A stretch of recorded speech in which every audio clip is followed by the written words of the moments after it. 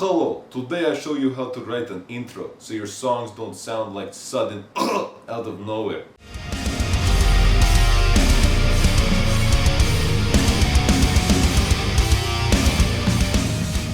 Now before we get started, if you like cool riffs and helpful tips, be sure to follow my Instagram at nick.nocturnal real quickly. Okay, anyways, let's get into it. So first off, I'm going to show you a very basic intro. Essentially, a riff that just starts and there's no introduction to it. Let's get into it.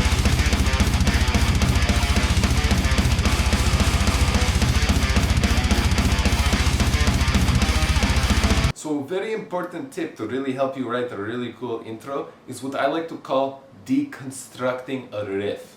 Okay? So most of us, when we're guitarists, we write something really cool, all fancy, we go, ho ho ho, I am the best, right? All of that.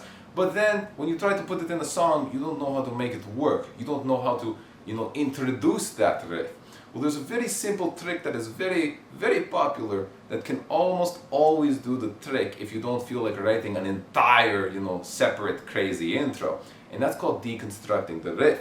So take the riff you have, right? So the riff I used in the basic version, right?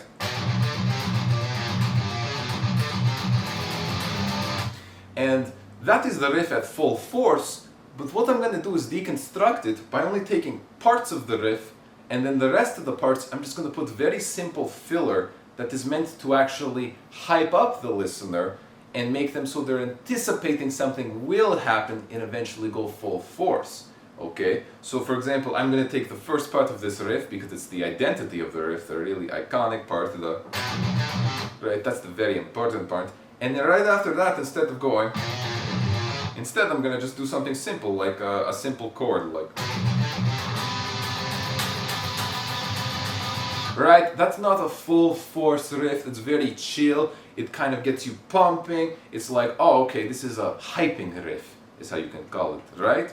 So if you do that, and then really put even the drums, the same idea, don't go full force with drums or bass, just kind of do a little bit of a fill on them, to really hype you up, then when the riff goes full force after, it's a huge impact, and it's actually a lot more impactful than just starting full force right away, because you actually build to it.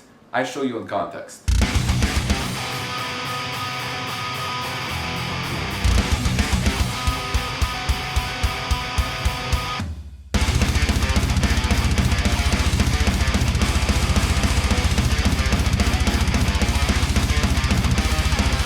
Now a very simple but effective way to get an intro going is actually to just put a drum fill in it right before your main riff kicks in. That's because even though your drum fill is only 1 to 2 seconds long, it's still 1 to 2 seconds that you're giving your listener in advance before they know they're about to get destroyed. Right? It still hypes them up a little bit. It might be a little sudden to hear drums right away, but it's not like you're hearing everything right away. That can be a little bit overwhelming. Just hearing drums is okay. It kind of is like, oh, a little bit of a surprise, but it gets them going, right? So it's a very useful tip. And you can use any kind of drum fill, any length, and it really kind of just gets the job done very, very easily. I show you in context.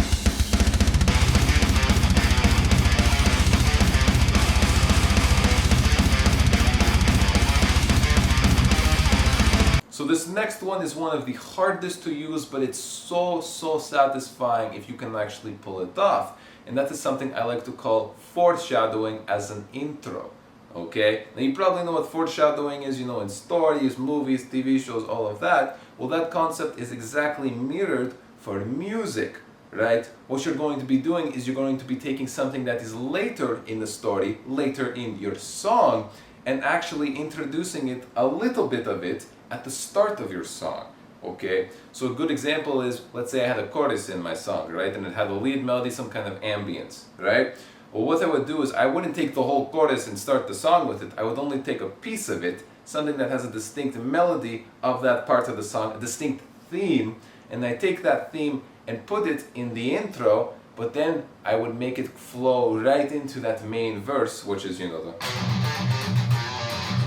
that thing.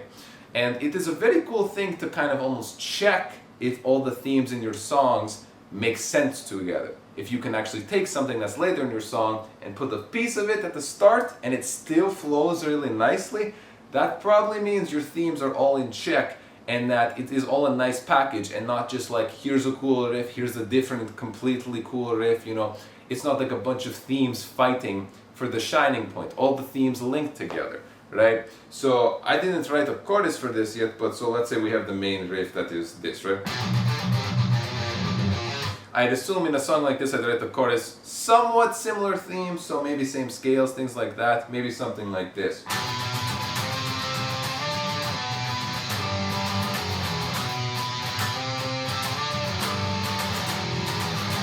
Right, let's say that is the chorus. So I would take the main theme, that kind of feel, put some effects on it, maybe smash some reverb on it, and actually put it at the intro of the song that will then tie into the main riff. I show you in context.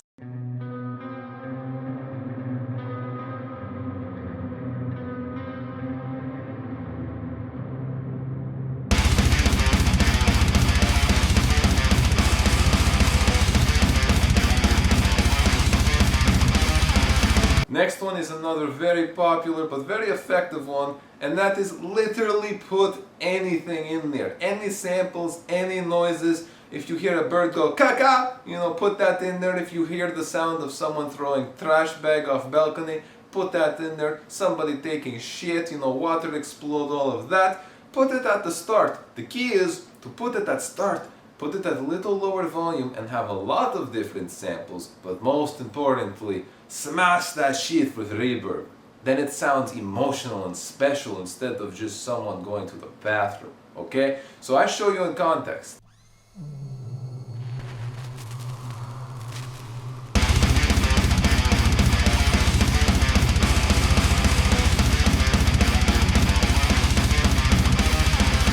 Okay, most of you will have heard this one. I myself also abuse the shit out of this one. It is insanely popular, very simple to make as well. And that is the fade in plus the lo-fi. Super easy. What you do is you take your shitty riff you just made. I kid, it is obviously amazing, right?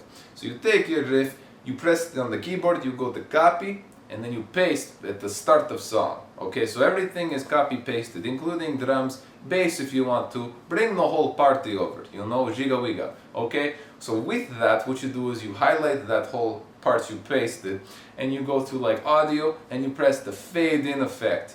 Now all that is fading in. So instead of just being like bombarded with right away, it's doing that, the exact same thing, but it's going like and it's getting louder, hyping you the shit up, right? But also what you will be doing is putting the little special trick, which is the lo-fi on it. Now lo-fi I have explained in other videos, very simple, it is all EQ. What you do is you take EQ, you say either high, low, or middle frequencies, there we go. You say two of those, goodbye, I don't like you anymore. Okay, so let's say I wanted to say low frequencies, get out of here. High frequencies, I don't like you anymore. Mid frequencies, you boost a little then.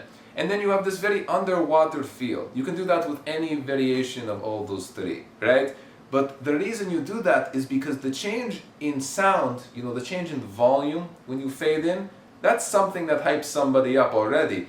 But the thing that's really going to leave the impact when the riff actually kicks in, that's going to be the change in EQ going from the underwater sound to just the full regular EQ, you know, mixed sound. So that's very important to really have that impact. And again, it's just the riff with all the drums literally played, copy pasted. So how do you not hype somebody up? How do you not prepare them for what's about to happen because it's already happening? Okay? I show you in context.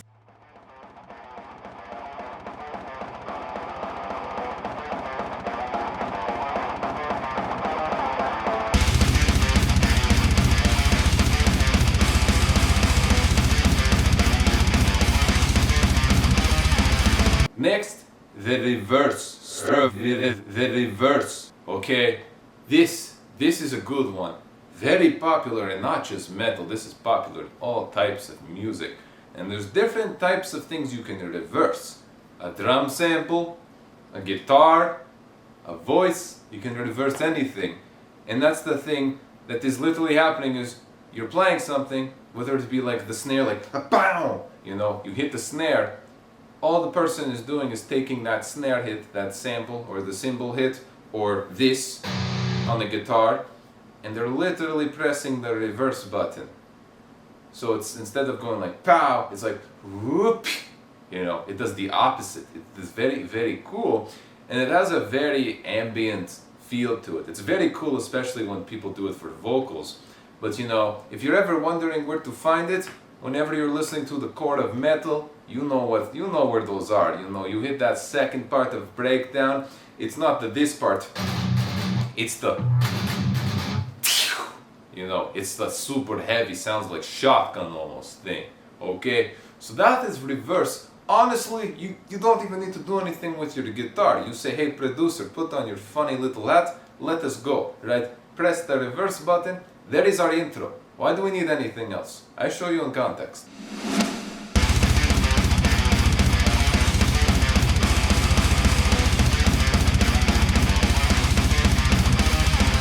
Now this one is a very, very useful tip. And it's simple, but a lot of people really don't seem to get it.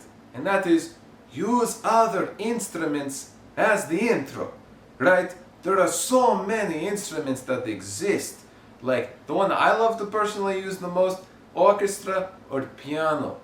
Utilize those, right? Even if your song is heavy as shit, right? It starts off with that pumping riff that feels like you've just been punched by a heavyweight champion, right? That's cool, but it doesn't mean you can't have emotion that leads into that, right? So honestly, use some piano, some synth, some fucking, I don't know, a bedsheet sound sample, right? Use anything, but use a different instrument. But importantly, play a melody that links to that intro, right? Even if it's just one or two notes, it doesn't really matter. It really just matters how you organize those themes and really make them blend together. Okay, so use a different instrument, try it out, it will just really up things up, okay? I show you in context.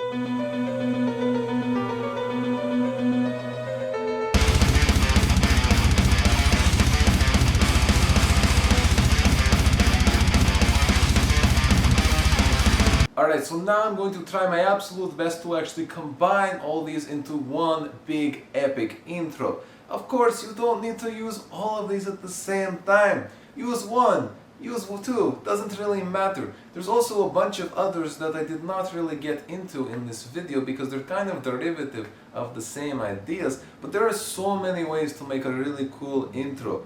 But the core concept really is tell a story. You know when you go see some of your favorite bands live and all they have to do is play two notes before they start their song, and you know what song it is, and you hear the fucking crowd going, oh, let us do this! You know? Same feeling you want to give your listeners. When they hear those two little fucking notes, they're already pumped as shit because they're knowing what is about to happen. They're getting hyped, okay? That is really what I wanted to really show you guys. Anyways, let's get into it and let me show you the combined version of all of these.